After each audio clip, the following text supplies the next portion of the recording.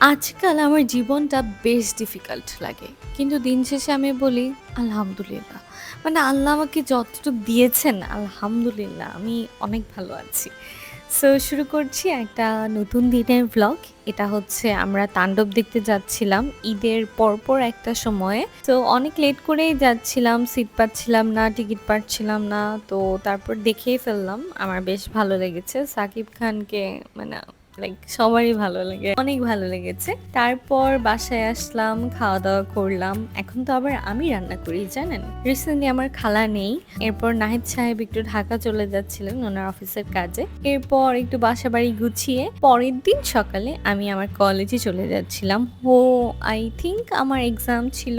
ওহ মাই god! এক্সামের দিনগুলো যে আমার কি কষ্ট হইছে ওই যে দেখেন আমার চেহারা। উফ আল্লাহ! এরপর কিছু নতুন ড্রেস কিনেছি। সুন্দর, সুন্দর ওইগুলো পড়েছিলাম। এই যে দেখেন একটা সুন্দর বিউটিফুল ড্রেস। এটা আমার অনেক পছন্দ হয়েছে। আমি জানি না আপনাদের কেমন লাগবে। আমি ডিটেইলি আপনাদেরকে দেখিয়েছি।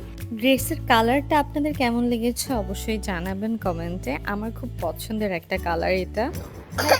স্মাইল, স্মাইল মামুনি, স্মাইল। দাও। হিহি, হিহি। বলো হিহি। এই আর কি একবার একজনের সাথে গিয়ে দুষ্টামি করি। আমার জীবন এভাবেই কাটছে। আমি একবার ছেলেকে জ্বালাই, একবার ছেলের বাবাকে জ্বালাই। তারপরে আবার নিজেকে নিজে মানে ভিডিও করতে চলে আসি যাতে আপনাদেরকে জ্বালাতে পারি। এটা না, এই হাতে দাও, এই হাতে দাও।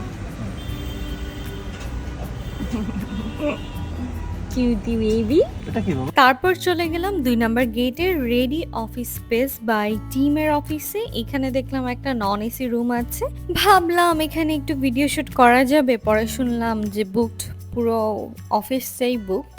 সো আল্লাহ হাফেজ।